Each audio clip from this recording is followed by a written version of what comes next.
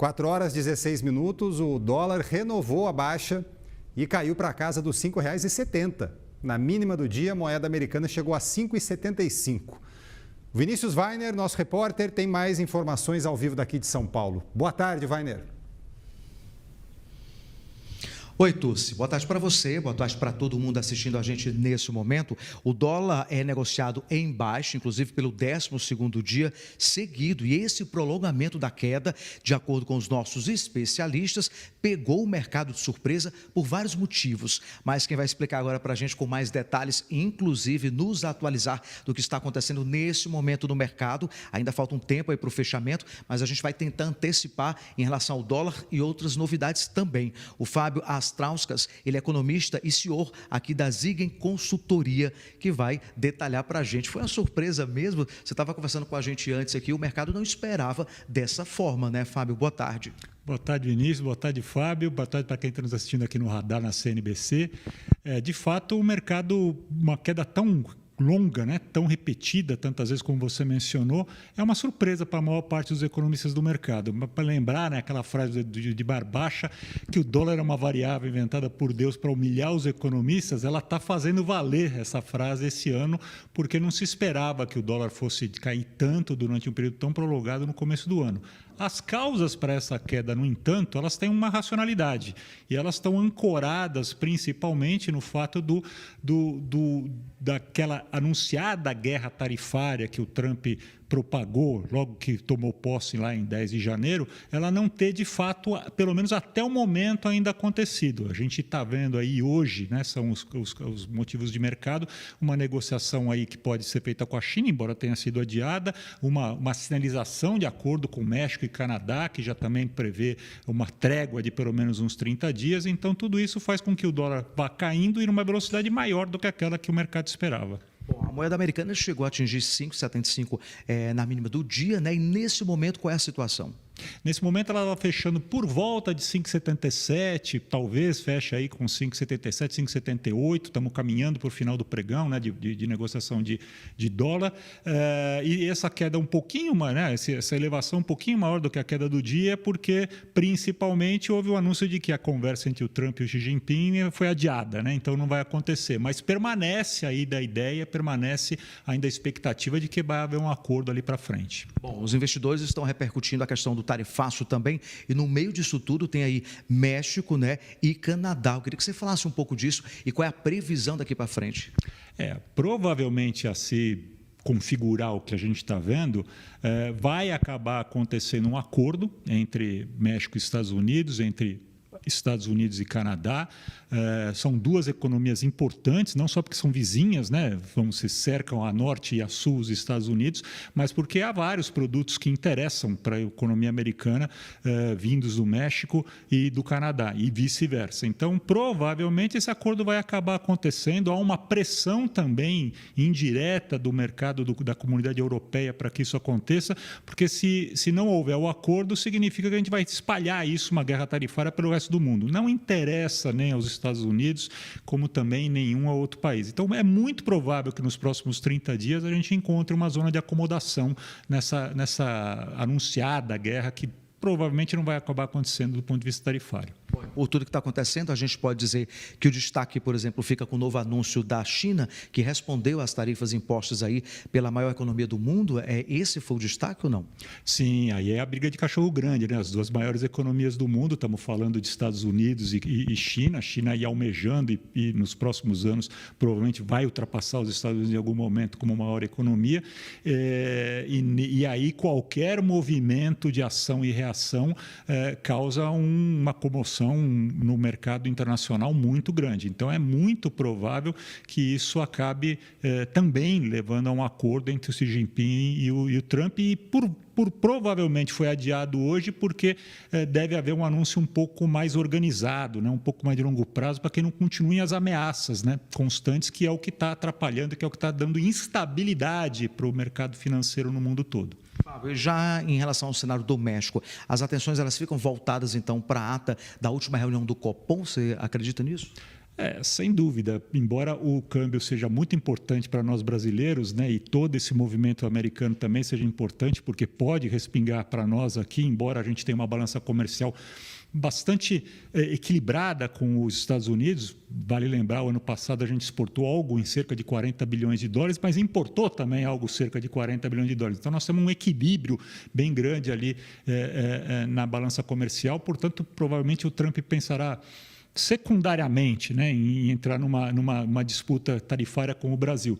E aí, o que nos interessa aqui domesticamente é, de fato, esse anúncio. Hoje, né, que saiu a ata do Copom, o anúncio foi dado na reunião na semana passada, mas que ratificou a importância de controlar a inflação, ratificou a preocupação com a inflação, pelo menos até o final desse primeiro semestre, acima do teto da meta. Então, o que justifica mais um ponto percentual na próxima reunião do Copom.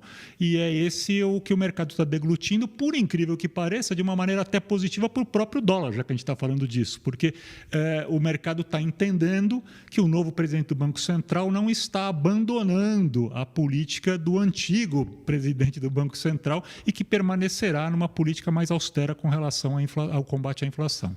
Ok, então obrigado pelas informações. Turci, as informações por enquanto sobre o dólar são essas. Logo mais a gente volta com o fechamento de mercado e quem sabe, né, Turci, algumas novidades sobre o que pode acontecer nessa terça-feira. É com você. Obrigado, Weiner. Obrigado também ao Fábio, meu xará, pela análise do que está acontecendo nessa terça-feira, então, nos mercados. Valeu. 4 horas e 23 minutos. O Ibovespa B3 e o dólar encerraram o dia em baixa aqui no Brasil. O repórter Vinícius Weiner tem as informações para a gente. Boa noite, Vinícius. Oi, Turci. Boa noite para você, para todo mundo. Foi uma terça marcada por 2 anúncios envolvendo aí guerra tarifária e a divulgação também da ata do Copom. Apesar das turbulências e de acordo com os nossos especialistas, foi considerado um dia até que tranquilo. Quem vai explicar isso para a gente é o Fábio Astrauskas, ele que é economista e CEO aqui da Ziken Consultoria, já está aqui com a gente avaliando esse fechamento de mercado e, claro, explicando para a gente o que aconteceu nessa terça. Teve turbulência, mas ao mesmo tempo considerada tranquila, é isso? É isso aí. Olá, mais uma vez, Vinícius, Turci, pessoal que está assistindo a nós aqui pela NBC.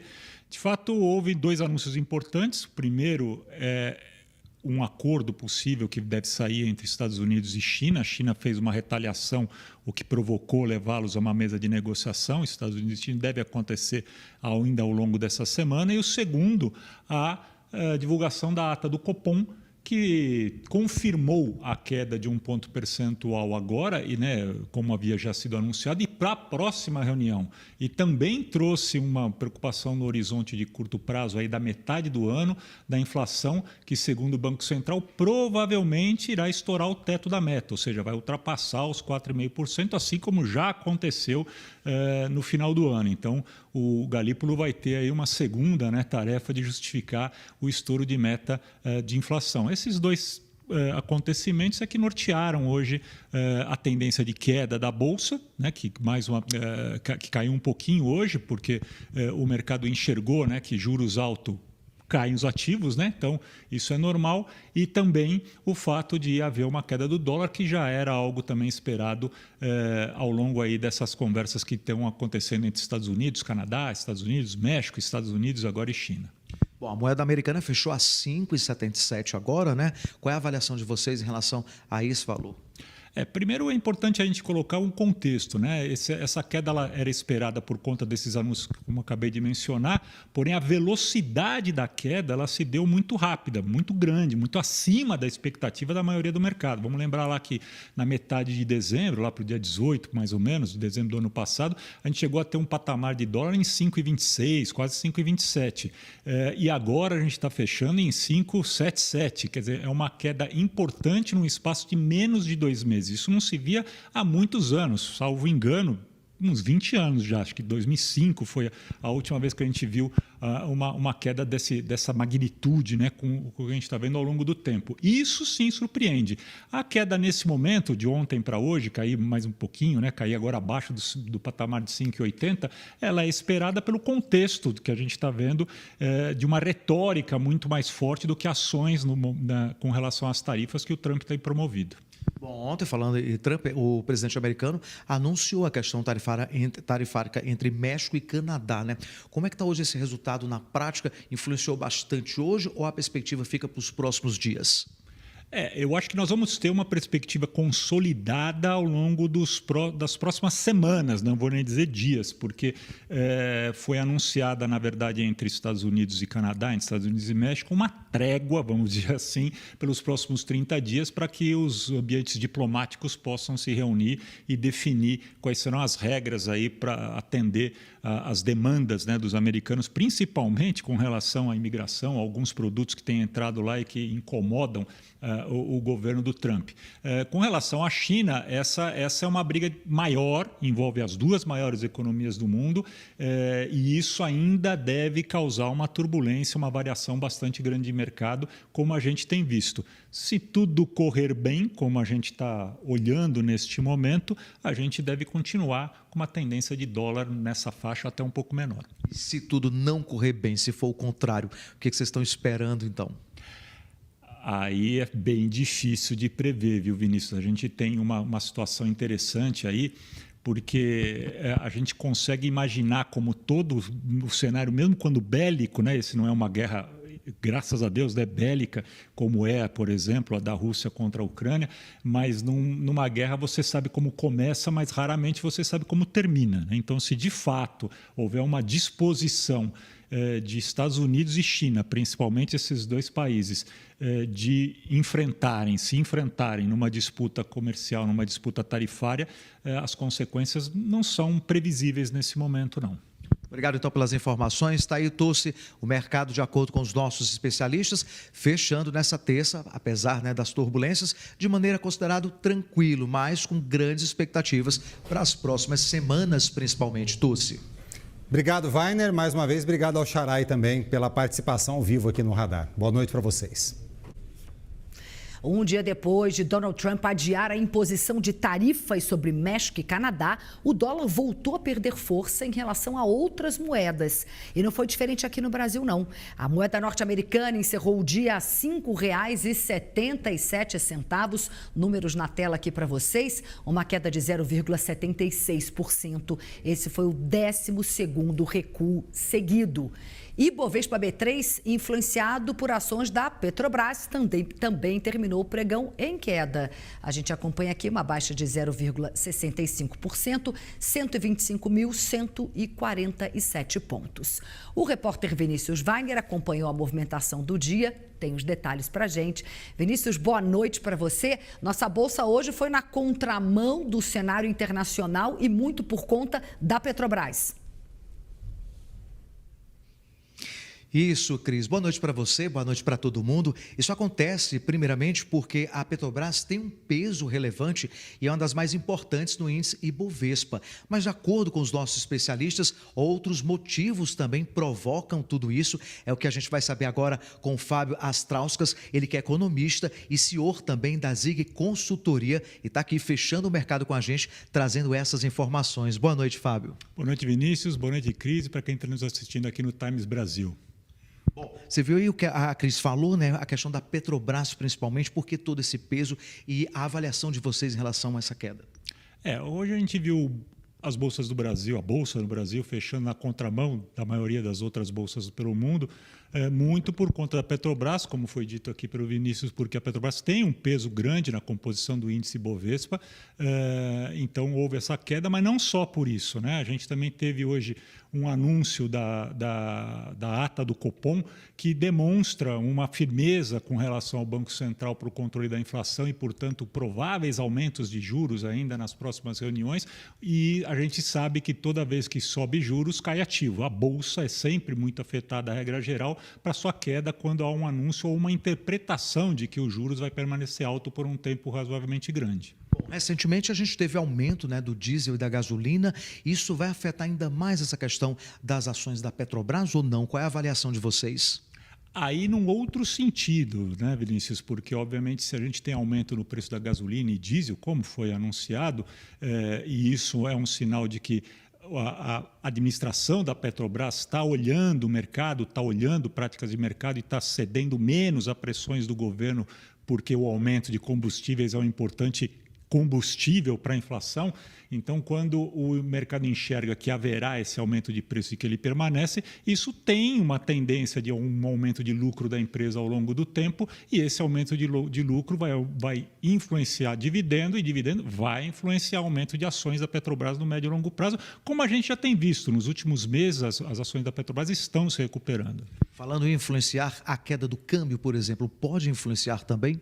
Também, muito, porque se permanecermos com essa tendência de câmbio, há uma estabilização no preço do barril do petróleo, na compra, né, no gasto da Petrobras com relação ao petróleo que importa, que traz, e aos preços internacionais. Isso também deve refletir positivamente no cenário ao longo do tempo. No cenário interno, a gente teve aí a divulgação da ata do Copom, né? De que forma isso pode influenciar o mercado?